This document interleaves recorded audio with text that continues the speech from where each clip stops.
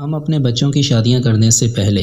ज़ात, रोज़गार, पैसा, खूबसूरती, तालीम, किरदार, ख़ानदान हर चीज़ देखते हैं, पर एक चीज़ जो हम कभी देखते ही नहीं है, क्योंकि इसके बारे में हमने आज तक कभी सुना ही नहीं था। आपकी आने वाली नस्ल में सिर्फ बेटे ही पैदा हों या सिर्फ बेटियां ही पैदा हों या बेटे और बेटियां दोनों पैदा हों, इसका फ़ैसला भी आपने बच्चों की शादी से पहले करना होता है।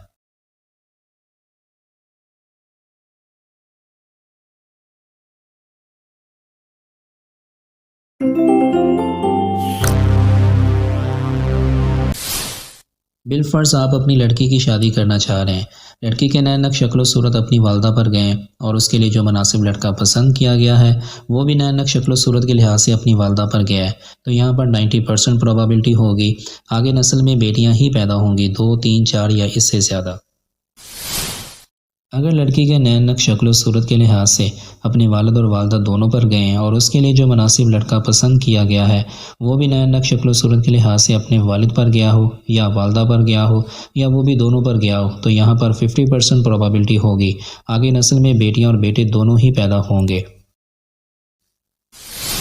अगर लड़की के नैन नक्श शक्ल-ओ-सूरत के लिहाज से अपने वालिद पर गए हैं और उसके लिए जो मुनासिब लड़का पसंद किया गया है, वो भी नैन नक्श शक्ल-ओ-सूरत के लिहाज से अपने वालिद पर गया है, तो यहाँ पर 90% प्रोबेबिलिटी होगी आगे नस्ल में बेटे ही पैदा होंगे, 2, 3, 4 या इससे भी ज़्यादा। इस बात से आप कितना मुत्फ़िक़ हैं, कमेंट सेक्शन में अपनी राय का इज़हार ज़रूर कीजिएगा।